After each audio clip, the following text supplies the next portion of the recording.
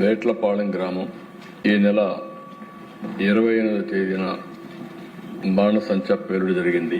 పరిశ్రమకు అనుమతి కూడా వైఎస్ఆర్ కాంగ్రెస్ పార్టీ ప్రభుత్వం ఇచ్చారు 2022 ప్రాంతంలో.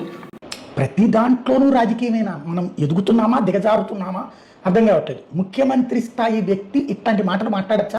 అది ఆ సంస్థకి పర్మిషన్ వైసీపీ టైంలోనే ఇచ్చారట, వాళ్ళు ఈ పని చేశారట. ఏమన్నా అర్థం ఉందా?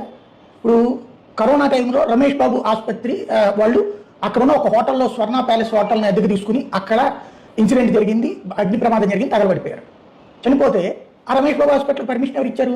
చంద్రబాబు గారి టైంలో ఇచ్చారు. అక్కడ హాస్పిటల్ వాళ్ళు పెట్టినప్పుడు దాని మీద యాక్షన్ తీసుకుంటుంటే అబ్బాయి ఒక హాస్పిటల్ వాళ్ళ మీద యాక్షన్ తీసుకుంటారా అంటారు. మరి పర్మిషన్ అప్పుడు ఇచ్చారు.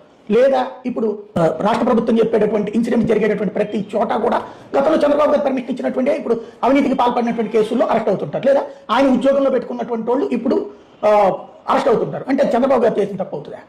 ఒక షాపుకి లైసెన్స్ ఇస్తే అదే ఆ టైంలో ఇచ్చారు కాబట్టి ఇప్పుడు ప్రమాదం జరిగింది, ఇంకా జగన్మోహన్ రెడ్డి పేల్చేశాడని చెప్పాలి. ఇంతగా మనం దిగజారుతున్నామా ఎదుగుతున్నామా?